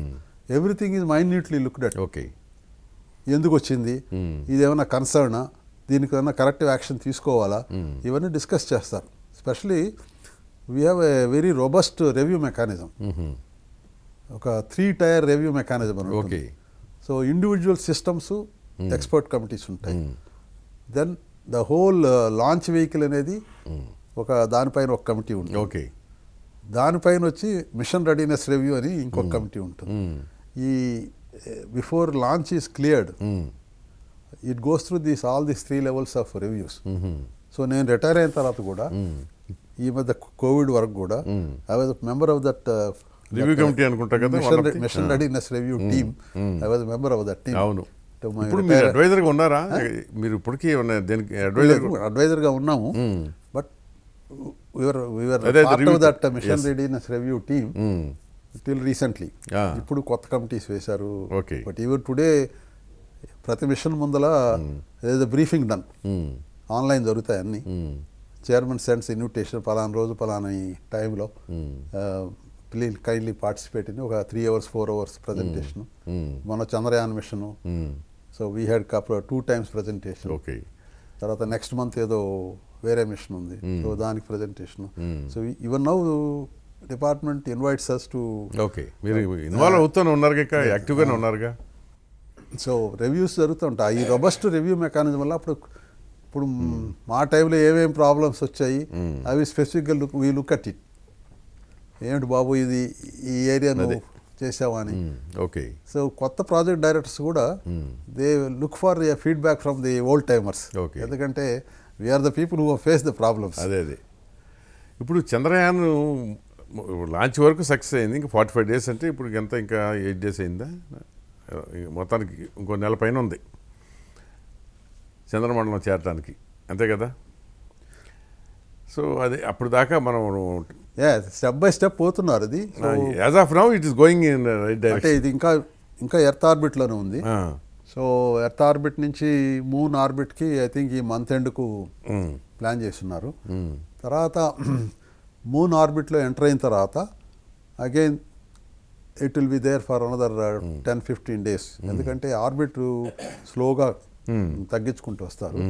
I think final descent August 23rd ఏదో ప్లాన్ చేసినట్టున్నారు. కరెక్ట్. అమెరికా వాడు 3 రోజులు వెళ్ళాడంటే మనకు 45 రోజులు పట్టింది అనేది ఒక క్వశ్చన్. ఎందుకు అంటారు అంటే ఇప్పుడు వీళ్ళు అపోలో మిషన్స్ ఇవన్నీ direct injected into transfer orbit అంటారు. ట్రాన్స్ఫర్ ఆర్బిట్ అంటే ఎర్త్ నుంచి మూన్కి వెళ్ళే ఆర్బిట్ని transfer orbit. Okay okay. So they directly put it in the transfer orbit. And for that you need a very powerful rocket to give that required speed. Okay. ఇప్పుడు మనం లాంచ్ చేసిన GSLV rocket it can 4 tons weight. అది it can give that much speed to put it in directly transfer orbit. Okay okay. So మా strategy ఏంటంటే first we put it in earth orbit. అంటే ఇది ఖర్చు తక్కువ, మన ఖర్చు తక్కువ అంటే the rocket doesn't have that much power. లేదంటే శాటిలైట్ బరువు తగ్గించాలి. ఓకే. ఇప్పుడు డైరెక్ట్ ట్రాన్స్ఫర్ ఆర్బిట్ పెట్టాలంటే 4 టన్నుల శాటిలైట్ బదులు 2 టన్నులు పెడితే we can directly put it. But then we have designed this spacecraft in two parts, ఒకటి ల్యాండర్, ఒకటి ఆర్బిటర్, ఇవన్నీ చేసాం. Okay. So it is about 3.9 tons, 4 tons. So 4 tons బరువు we cannot put directly in transfer orbit. So అందుకని ఏం చేస్తామంటే we put first in earth orbit. So దీంట్లో ఈ స్పేస్ క్రాఫ్ట్లో 2 మాడ్యూల్స్ ఉంటాయి. ఒక మాడ్యూల్లో it has its own engine. So we keep firing that engine and give that required push. Okay. So they are instead of doing at one go, step by step చేస్తున్నాం. So that every step we make sure that the whatever is the impulse we want to give, it is correctly given. So we will check the orbit, మనం అనుకున్న orbit కరెక్ట్గా వచ్చిందా. So ఇది sort of cautious process, so that we don't ఒక్కసారి push చేసేసి మళ్ళీ ఏదైనా error వచ్చింది అనుకోండి, కరెక్ట్ అనవసరంగా ఫ్యూయల్ వేస్ట్ అవుతుంది. Okay. We also have to conserve fuel. ఎందుకంటే ఈ ఎర్త్ ఆర్బిట్ నుంచి లూనార్ ఆర్బిట్కి తీసి ట్రాన్స్ఫర్ ఆర్బిట్కి వెళ్ళిన తర్వాత మళ్ళీ అక్కడ మూన్ చుట్టూ ఆర్బిట్ చేయడానికి we have to economically use the fuel. అదే. సో అందుకని స్టెప్ ఫేస్ పెట్టారు, step by step process. And last time మనం 2019లో చేసింది సేమ్ సీక్వెన్స్ ఫాలో అయ్యాం. And we never face the problem till the last leg వరకు ఏం ప్రాబ్లం లేదు. It went perfectly like what we planned. అందుకని we don't want change that. So whatever was successful implemented last time. So మనం మనుషుల్ని ఎప్పుడు పంపగలం? మనుషుల్ని మూన్కి plan లేదు ఇప్పటికి. ISRO we are right now Gaganyaan programme వచ్చి ఓన్లీ ఎర్త్ ఆర్బిట్లోకి వెళ్ళేదానికి. మూన్ ఆర్బిట్లోకి మనుషులు పంపించాలంటే you need very very powerful rocket, like Apollo లాంటి సైజ్ కావాలి. అదే కదా. Right now it's not in the radar. In the next 10 years 15 years లో నాకు తెలిసి సాధ్యం అంటే బడ్జెట్లో లేదు. ISRO's manifest. ఇస్రోస్ మేనిఫెస్ట్ ఇప్పుడు ఏంటంటే బేసిక్గా ఇప్పుడు Gaganyaan programme is already going on. తర్వాత ఇప్పుడు ఈ జిఎస్ఎల్వి రాకెట్ ఉన్నది కదా, దీనికంటే కొంచెం powerful rocket they are working on it. ఇంకా కొంచెం పవర్ఫుల్. అదే ఓకే. సో మూన్కు మనుషులను పంపే ప్రాజెక్ట్ ఎంతవరకు I think it is not being contemplated. అంటే అసలు నిజంగా దానివల్ల ఉపయోగం ఉందా? ఏంటంటే ఫ్యూచరు ఇప్పుడు ఎలా ఉందంటే now people are talking about humans going to other planets. అదే కదా. ఇప్పుడు అంటే మూనే కాదు, అదే మార్స్కి వెళ్ళాలంటే అసలు అక్కడ మనుషులు ఉండగలరంటే you have to create the. ఇప్పుడు యాజ్ ఆఫ్ నౌ ఉన్న సిచ్యువేషన్ లో అక్కడ అట్మాస్ఫియర్ లేదు కదా, జీవరాశి లేదు కదా. So you have to create. జీవరాశి లేదు. So you have to create such a thing, habitation create చేయాలి. సో అంతేలేండి, దీన్ని నాశనం చేసాం భూమిని, దాని కూడా పని అయిపోతుంది మనకి. ఒక 10-15 years క్రితం ఏదో న్యూస్ ఆర్టికల్స్ ఉండింది, ఆల్రెడీ రియల్ ఎస్టేట్ వాళ్ళు మూన్ మీద ఆల్రెడీ ప్లాట్లు వేసేసారు. ప్లాట్లు వేసారు మూన్ మీద. అంటే ఇప్పుడు మూన్ మీద ఇంట్రెస్ట్ ఏంటంటే ప్లానెటరీ ట్రావెల్కి moon will become a transit point. Okay. So first go to moon and from moon you travel to the other planet. That is the strategy. ఇప్పుడు ఒక సైడ్ ప్రపంచంకి వెళ్ళాలంటే దుబాయ్, ఇంకో సైడ్ అయితే Singapore లాగా. అంటే moon మీద interest ఎందుకు అడుగుతున్నారంటే ఇప్పుడు బేసిక్గా మూన్లో ఏమేమి ఉన్నాయి, ఈ ట్రాన్సిట్ పాయింట్ వాళ్ళు ఇప్పుడు ఫ్యూయల్ అంతా మోసుకెళ్ళాలి. ఇప్పుడు ప్రస్తుతం ఇప్పుడున్న టెక్నాలజీ ప్రకారం ఫ్యూయల్ అంతా మోసుకెళ్ళాలి. Then that becomes very expensive affair. If you can generate fuel in moon, let say మూన్లో వాటర్ ఐస్ ఉంది అన్నారు. సో వాటర్ ఐస్ ఉంటే వాటర్లో హైడ్రోజన్ ఉంటుంది, ఆక్సిజన్ ఉంటుంది. So you can generate the hydrogen and oxygen fuel. So ఒక plant అక్కడ పెట్టి అక్కడ ఫ్యూయల్ తయారు చేసి ఇక్కడ నుంచి మోసుకెళ్ళకుండా మూన్ నుంచి తీసుకెళ్ళి ఇంకో శాటిలైట్ కి. ఫ్యూచర్లో ఏంటంటే వీ డోంట్ నో, మాపి అట్లీస్ట్ మా జనరేషన్లో దొరకదేమో, బట్ ఫ్యూచర్లో దట్ ఈస్ ఐడియా. ఇప్పుడు ఎలన్ మస్క్ గారు ఒక పెద్ద స్టార్ షిప్ అని రాకెట్ తయారు చేస్తున్నారు కదా, ఈ మధ్య ఎక్స్ప్లోడ్ అయింది అది. సో దట్ ఈస్ వాట్ మార్స్కి మనుషులను తీసుకెళ్ళాలి. అవును, రెగ్యులర్ ట్రిప్లు. సో ఆయన ఒక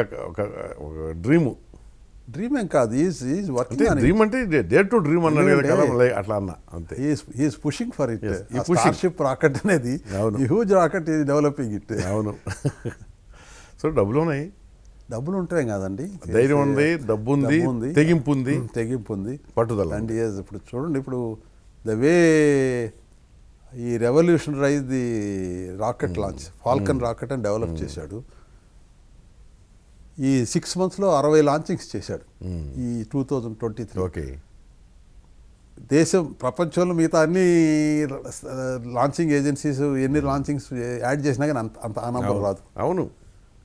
he is almost launching every day, every week, and he is building a constellation of satellites for internet service.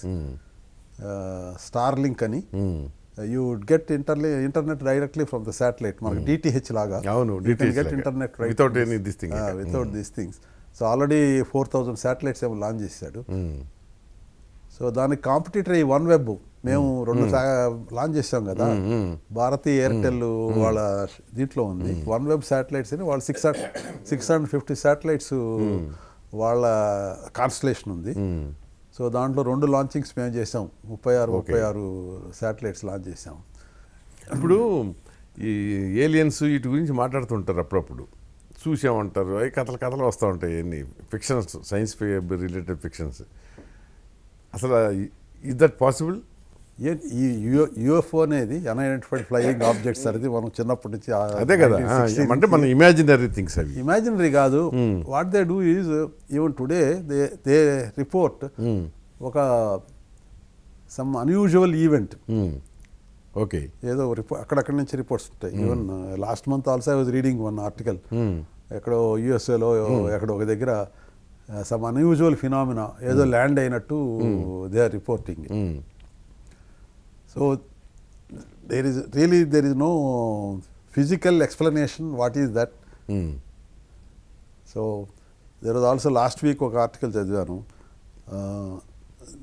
some periodic radio waves అవును వస్తున్నాయని. So one scientist was interpreting this could be signal from some aliens. So whether aliens are there or not, no, we really nobody has really established it. But earth ఒక planet ఉన్నట్టు exoplanets కొన్ని locate చేశారు కదా ఎక్కడో కొన్ని light years దూరంలో.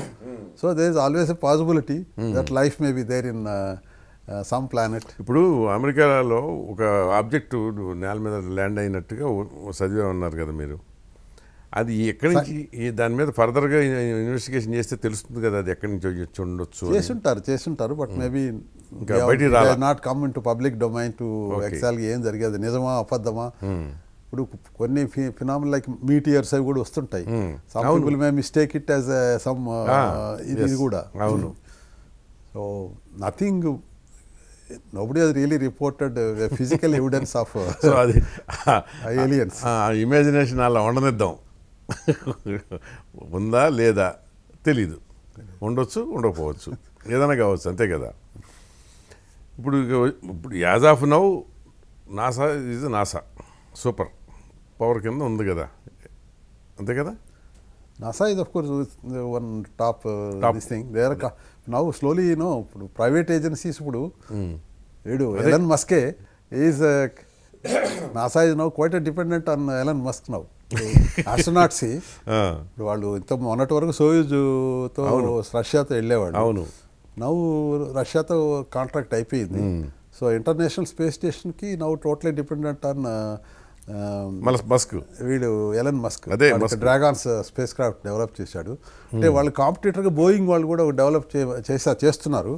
But still ఇంకా problems, it's still not ready. But Boeing ready అయితే వాళ్ళకి 2 ప్రైవేట్ పార్టీస్ ఉంటాయి. నాసాకి కూడా చాలా ఎక్కువ బడ్జెట్ ఉంటుంది కదా వాళ్ళవి, almost something like $20 billion per year. $1 billion 20 billion, మంది అంతా 1 billion 1.5 billion అని బడ్జెట్. అవును. వాళ్ళ బడ్జెట్ దగ్గర $20 billion ఉంటుంది. చైనీస్ ఆర్ గోయింగ్ స్ట్రాంగ్ ఇప్పుడు ఆఫ్ లేట్ అంటే 10 years. అదే ఆఫ్ లేట్ అంటే నేను వాళ్ళు నాసా వాజ్ హెడ్ కదా, వాళ్ళు now they have their own space station. So now even today I was reading that వాళ్ళ ఒక Chinese scientist that telling that by 2030 China will send astronauts to moon. ఇవాళ చదువుతా ఉన్నాను. Okay. For that they need to develop a powerful rocket. We are already developing it. So 2030కి మేము అక్కడ కూడా కరోనా తీసుకెళ్తారు. China is doing very big way, strong way. They want అంటే వాళ్ళు everything they are aiming only they want to prove that they are nowhere inferior to anybody particularly America. ఇప్పుడు మనకి మన ఇస్రోకి నాసాకి ఒక జాయింట్ వెంచర్ లాగా ఏదో కుదిరినట్టు ఉంది కదా. జాయింట్ వెంచర్ అంటే they are very small programme. I think they is one joint, they want to build a satellite. ఇస్రాన్ ఏదో సంథింగ్, నిసార్ అని, నిసార్ సింథటిక్ అపర్చర్ రాడార్ అని. So NASA and ISRO are jointly working on satellite. That's a small project only. Small project that I think quite costly project of course. So ఎప్పుడు launch date ఇంకా time ఉందనుకుంటాను something. అంతకు నుంచి పెద్ద coordination నాసాతో మాకేమి పెద్దగా అంటే డిపెండెంట్ కాదు, నేను డిపెండెంటే కాదు, అదే ప్రాజెక్ట్స్గా పెద్దగా నాకు తెలిసి ఏమి NASA. They want us to join that international space station అప్పుడు డెవలప్ చేస్తున్నప్పుడు 30 years back. I think they invited other nations to join. Okay. But ISRO did take interest. Okay. ఒక చిన్న స్టోరీ చెప్తాను. 2000లో we went to Brazil. Brazil was a partner in that international space station. So బ్రెజిల్కి వచ్చి they gave a responsibility, ఒక ఈ చిన్న ఈ యాక్టివిటీ నువ్వు డెవలప్ చేయాలి. Brazil in turn gave a contract an American company. Okay. So we didn't want to do that type of participation. If ISRO participate, ISRO will develop it. Ante. So ISRO ఆ విధంగా we work on projects only where we do it by ourselves. We work with Europe. So మెగాట్రాపిక్స్ అని satellites, వాళ్ళని చాలా satellites మీరు launch చేసి పెడుతున్నారు. Launch కాదు, we jointly also work with them.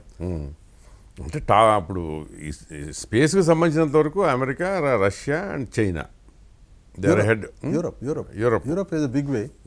Europe of late నేను చెప్పేది యూరోప్. ఇప్పుడు కూడా యూరోప్లో కూడా actually Europe took a stand.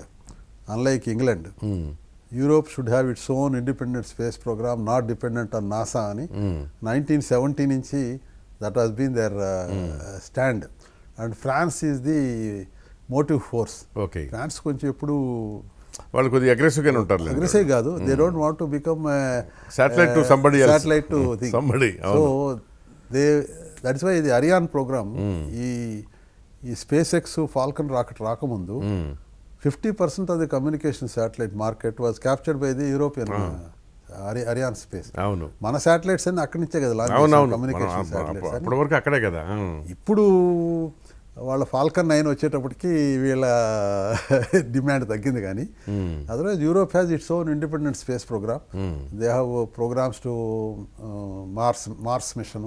They work jointly with NASA also. Their number of programme projects, but they have their own independent space programme.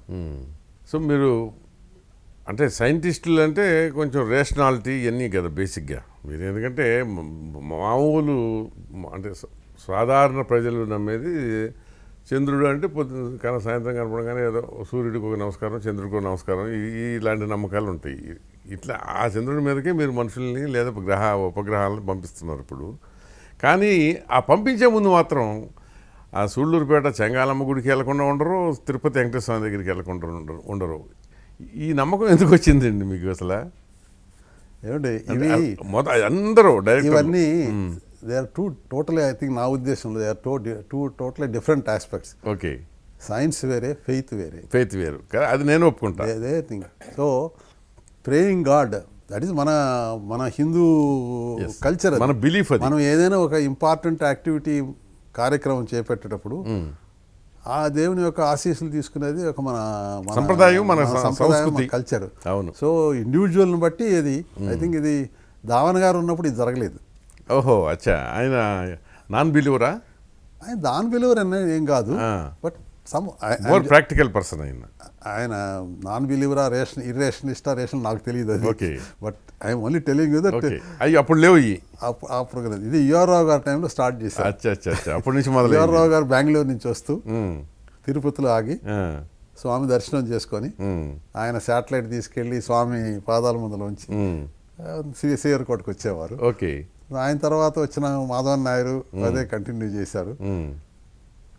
నడి మధ్య I think ఇప్పుడు తిరుమల దర్శనం ఉన్నట్లేదు ఇప్పుడు ఉన్న అతను local temple Chengalamma temple. I think they are two different. ఇప్పుడు just because I'm a scientist doesn't mean that I don't believe in God, I don't believe నేను ఉండాలి అట్లా క్రిటిసైజ్ చేసే అంటే సైన్స్ అనే మీదంతా ఏంటంటే ప్రతిదాన్ని విశ్వాన్నే ఛేదిస్తున్నారు మీరు. మిగతా సైంటిస్ట్ వేరు, మీరు వేరు. There are so many things. నేను ఒకటి చెప్తాను అండి, ఒక రాకెట్ ప్రయోగం అంటే there are so many things which can go wrong. అవును, నువ్వు పర్ఫెక్ట్గా అన్నీ చేయించుండొచ్చు, ఏదైనా ఒక చిన్న మిస్టేక్ జరిగినందువల్ల ఇట్ కెన్ ఫెయిల్. అవును. So it is a faith that please allow us to do it perfectly. అంతే, కరెక్ట్. ప్రాపర్గా సక్సెస్ఫుల్గా అయ్యేటట్టు చూడండి అని. సో దాన్ని క్రిటిసైజ్ చేయటం మీడియాలో ఏమిటి వీళ్ళంతా మూఢనమ్మకాలా ఇవన్నీ అంటాం, ఐ థింక్ దట్స్ నిజంగా కూడా అవసరం లేదు. ఎందుకంటే ఎండ్ ఆఫ్ ది డే అది సక్సెస్ అయిందా లేదా చూసుకోవాలి. ఎవరి నమ్మకం వాళ్ళకు ఉంటుంది. నమ్మకాన్ని అవహేళన చేయాల్సిన అవసరం లేదంట. అదే అండి, అవహేళన చేయాల్సిన అవసరం లేదు నమ్మకాన్ని. ఎందుకంటే మీరు మనుషులే కదా. ఇప్పుడు స్పేస్ సైంటిస్టులుగా ఆ స్పేస్ కానివ్వండి, డిఫెన్స్ కానివ్వండి, మిగతా సైంటిస్టులు మీకు సమాజం నుంచి రావాల్సిన గౌరవ మర్యాదలు వస్తున్నాయన్న నమ్మకం, భావన ఉందా? ఎందుకంటే మీరు చేసేవి ప్రయోగాలు కానివ్వండి, మీరు సాధించేవి, వీటి వల్ల డైరెక్ట్గా బెనిఫిట్ అవుతుంది సమాజమే, దేశం, సమాజం, అంతే కదా. అంత ఆ రేషియోలో అంటే ఇంకా చెప్పాలంటే సపోజ్ ఒక క్రికెటరు ఒక 2 సెంచరీలు చేసాడు అనుకోండి, ఒకే వన్డేలోనో దేంట్లోనో, దేశం అంతా మారుమోగిపోతూ ఉంటుంది. సో ఆ స్థాయిలో అట్లా సైంటిస్టులకు వచ్చేటప్పటికి అన్సంగ్ హీరోస్ అనేది అంటారు కదా, ఆ టైప్లో ఏమన్నా ఉందా అనే భావన లోపల ఎక్కడన్నా ఉంటుందా? అంటే ఇప్పుడండి క్రికెట్లో అటువంటివి they are all individual performances. మీది అది కాదు. ఇదేంటంటే team performance. Of course there will be individuals who perhaps కొత్తగా కనిపెట్టడం చేస్తూ ఉంటాయి. But ultimately it goes it as a ISRO has developed it. So ఇస్రోకి పేరు వస్తే ఇస్రోలో పనిచేసే వాళ్ళు మాకందరికీ పేరు వచ్చినట్టే లెక్క. And we really feel it also, ఎందుకంటే మేము ఫేస్ చేసాం కూడా. I will just give one example. నా కొలీగ్ ఒక అతను he has planned a vacation to Thailand, Bangkok. So కల్కట్టాకి వెళ్ళాడు ఫ్యామిలీతో. Suddenly realise that to travel there he need to complete some immigration procedures which will take couple of days. ఆయనకి తెలియదు, అది ముందరనే complete చేసుకోలేదు. అయ్యో. Then he met them and told them, I am from so and so organization. I didn't know this ante. Immediately his papers are processed and cleared, he travelled. At least ఆ respect దొరికింది ఆయనకి. అది this one incident. But general ga wherever we go, we say that we are from such an organization. I think generally we feel that we are given respect. Okay. And duly పోరా అనుకుంటా, చాలా వెనకాల నుంచో అనుకుంటా. I think that respect has been there. అది చాలు. నేను అనేది ఇప్పుడు ఎక్కడో దగ్గర ఒక సాటిస్ఫాక్షను. అంటే ఎంతో కొంత మీరు మీ టైంని ఫ్యామిలీ కంటే ఎక్కువ కేటాయిస్తారు కదా. That is true. నేను అనేది దానికోసం. ఇప్పుడు మిగతా జాబ్స్ ఉన్నాయి అనుకోండి, ఫిక్స్డ్ అవర్స్, తర్వాత వస్తారు ఆఫీసు, ఇల్లు, వాళ్ళదే, that is the different life. మీదేమో డెడికేటెడ్ లైఫ్. అది ఎన్ని రోజులు పడుతుందో, ఎప్పటికవుతుందో ఆ సక్సెస్, అప్పుడు దాకా మీకు ఇంట్లో వాళ్ళు కూడా గుర్తుకు రారు కదా. సపోజ్ లాంచింగ్కి డేట్ అనౌన్స్ చేశారనుకోండి, ఆ 15 days 1 month మనుషులు కూడా గుర్తురారు కదా. అవునా? అంటే ఆ డెడికేషన్ నేను చెప్పాను, అదే ధ్యాస. సో దానికి ఏంటంటే ప్రతిఫలం it not be in cash or reward అని కాదు. ఓకే, గుర్తింపు, గౌరవం. I think that is there. I think even today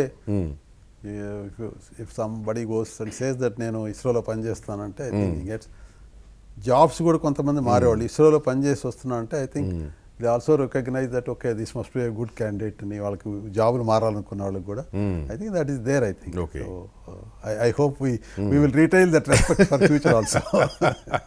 so అంటే ఇప్పుడు మీకు పద్మశ్రీ ఇచ్చారనుకోండి, అది ఒక రికగ్నిషన్ మీ అంటే మీ ఫ్రెటర్నిటీకి, సైంటిస్టులకి. Actually I believe it is recognition of my team, not my as an individual.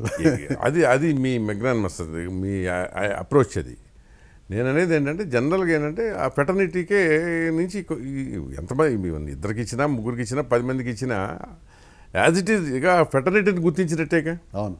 అట్లా మీరు నేను అనేది ఒకే దారి. కాకపోతే ఏంటంటే దాంట్లో కొంచెం ఎక్స్పర్టైజ్ అయ్యి కొంచెం ఇది వచ్చిన వాళ్ళకి కొంచెం డెఫినెట్గా పర్సనలైజ్డ్గా ఇస్తారు కదా. అట్లా కాదు కదా, ఒక డాక్టర్గా పద్మశ్రీ ఇస్తారు, ఒక మ్యూజిషియన్గా పద్మశ్రీ ఇస్తారు. That is individual performance. Exactly. ఇక్కడ ఒక సైంటిస్ట్గా ఇస్తే it need not be an individual, it is. కానీ మీరు అక్కడ సైంటిస్ట్గానే మీకు వస్తాను. మీరు మీ నారాయణ అనే పేరు మీదే కదా వచ్చేది. కరెక్ట్, నారాయణకి వచ్చింది. But the problem is that I could have done individual anything without my team. మీరు అన్నట్టు అది కరెక్టేలేండి. ఎందుకంటే అక్కడ అంటే అట్లా అనుకుంటే డాక్టర్ కూడా ఇప్పుడు సర్జరీ చేయాలంటే ఉండాలిగా, టీం ఉండాలిగా. లేదులేండి, వాటిలో there slight difference is there. Of course ఎగ్జాక్ట్గా అంత కంపారిజన్ కాదు. కానీ ఇక్కడ మీరు అన్నట్టు మెనీ టీమ్స్ ఉంటాయి కదా, చాలా చాలా చేతులు కలవాలి, చాలా మెదళ్ళు పనిచేయాలి. సో మీ లైఫ్లో 4 డికేడ్స్ కదా మీది టోటల్గా. 67. 67 అంటే 33. ఇది అబ్బో 50 years పైన అయిపోయింది. 56 years. ఏం 4 డికేడ్స్, 6 డికేడ్స్ అవుతుంది. 67లో జాయిన్ అయ్యాను. I still get associated with activities, not directly. Keep track of the activities, finding out what is happening. So, మొన్న యూఎస్లో ఉన్న మండేనే వచ్చాను. So there are review meetings morning 10 to 2. So invitation. Okay. The time in US was night 11:30. So I put alarm and got up 11:30 నుంచి morning 8 o'clock వరకు ఉండేది meeting. నడి మీద 2 గంటలు నిద్రపోయి ఐ అటెండెడ్ ది మీటింగ్. దాదాపు 6 దశాబ్దాల ప్రయాణంలో బాగా హ్యాపీగా ఇప్పుడు అనిపించింది, కొంచెం డిసప్పాయింట్ ఇప్పుడు అయ్యారు? డిసప్పాయింట్మెంట్స్ అంటే ఐ థింక్ ఐ నెవర్ లేదు. అంటే ఈ జనరల్గా ఈ ఫెయిల్యూర్స్ వచ్చినప్పుడు కొంచెం ఈ ఫీల్ డిసప్పాయింటెడ్, అంతేగాని అది ఇందాక మీరు చెప్పినట్టుగా otherwise no time had any regrets. Okay. I think fortunately I have been one of the lucky persons to get a boss who was very understanding, very supportive, and very encouraging. So నాకెప్పుడు problem అనిపించలేదు. So I would సే నాకు నా అదృష్టం అనుకోవాలి. మనసుకు కష్టం కలిగించిన ఏవి జరగలే మీకు? Nothing significant.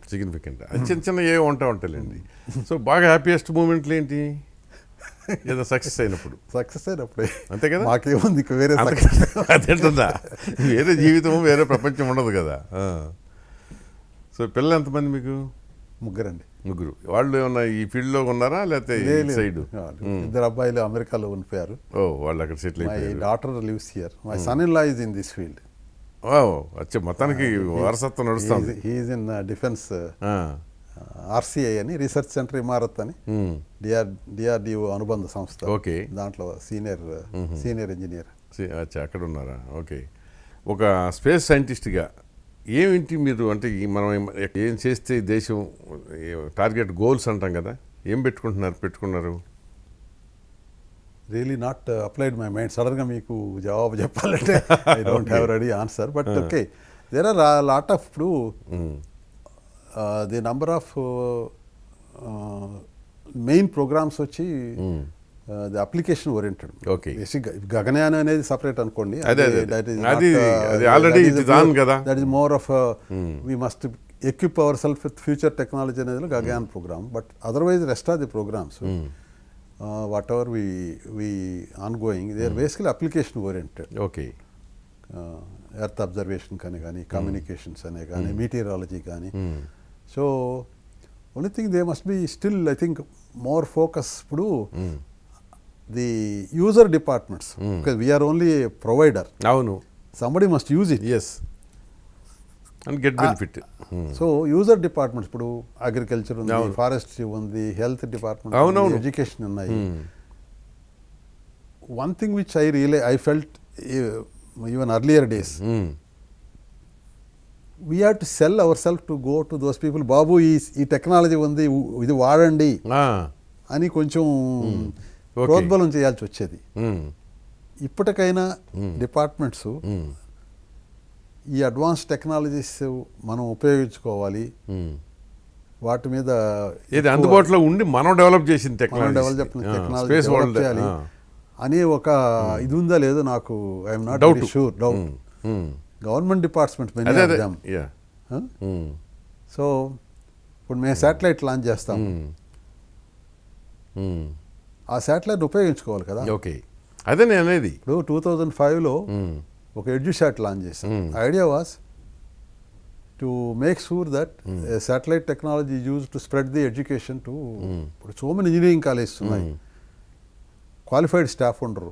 అవును, అదే కదా మెయిన్ సమస్య. So you can have one single professor giving a lecture which can be fed to many universities, many colleges. But వీటికన్నీ ఏంటంటే ISRO cannot be doing that work. Somebody else has to take that work. అటువంటి satellite provide చేశారు, వాడుకుంటారా లేదా? We can provide the means. అలాగే మేము ఇప్పుడంటే internet బాగా popular కాబట్టి we don't need to necessary depend. Telehealth programme, we had a tie up with Apollo hospital Madras. So మాకు హాస్పిటల్ ఉండదు శ్రీహరికోటలో. So we establish a link. So how to use this satellite technology to access specialist services to remote areas అని demonstration కానీ ఈ project start చేసాం. But how much it is being use know I do not know. So user agencies నుంచి demands రావాలి, నాకు ఇది కావాలి మీరు చేయండి అంటే then ISRO can provide service.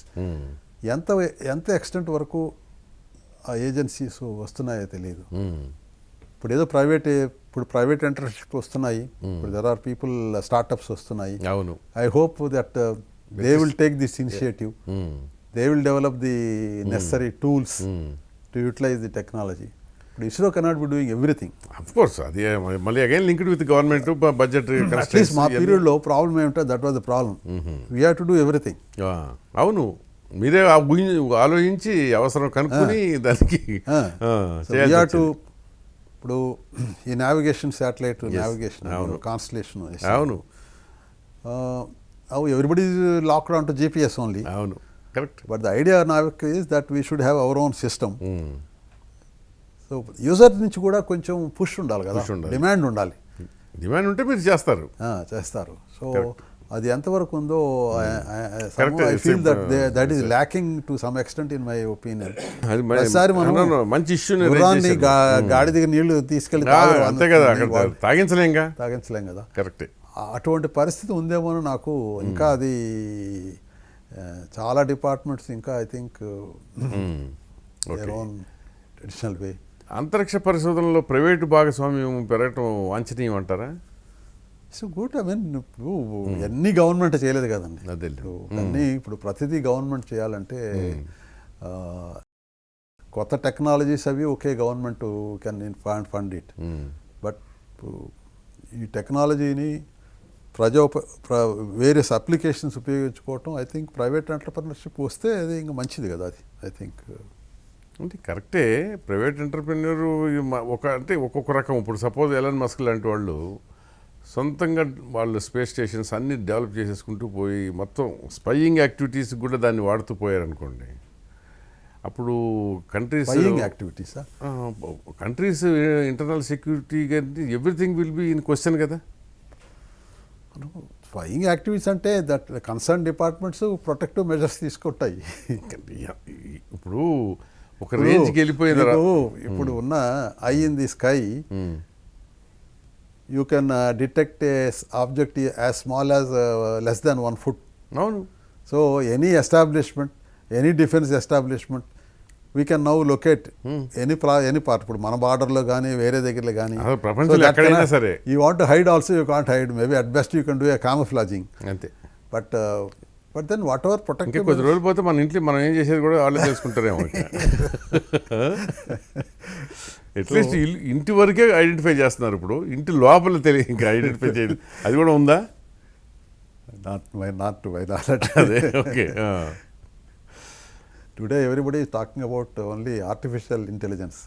ఇది ఇప్పుడు ఇది ఒక కొత్త ట్రెండ్. ఇది there are people expressing. Other day I was reading ఈ ఆర్టిఫిషియల్ ఇంటెలిజెన్స్ యొక్క గూగుల్లో పనిచేసిన ఎక్స్పర్ట్, ఆయన గూగుల్ నుంచి బయట వచ్చేసాడు, రిటైర్ అయిపోయాడు. He was perhaps key person.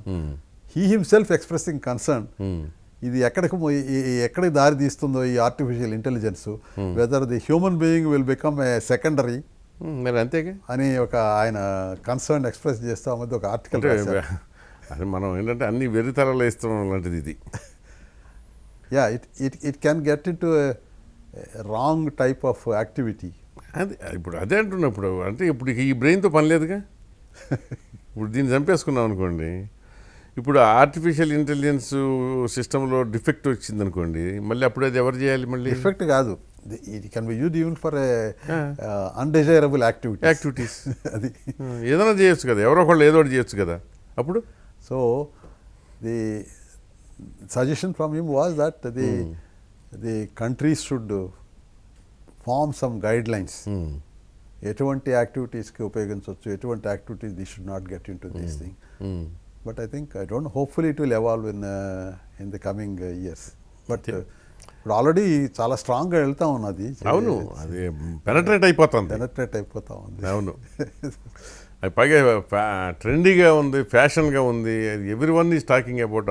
ఏంటో అది అంటే మనకి ఎటు పడితేటే కదా. సో మీరు అన్నట్టు నారాయణ గారు, అంటే demand from user agencies, user sections నుంచి వచ్చి ఈ మన స్పేస్ సెక్టర్ ఇంకా మరింత రాణించాలని, ఇంకా అంటే గొప్ప గొప్ప రెవల్యూషన్స్, ప్రయోగాలు సక్సెస్ఫుల్గా చేయాలని ఆశిస్తూ థ్యాంక్ యూ వెరీ మచ్ అండి. థ్యాంక్ యూ, నమస్కారం.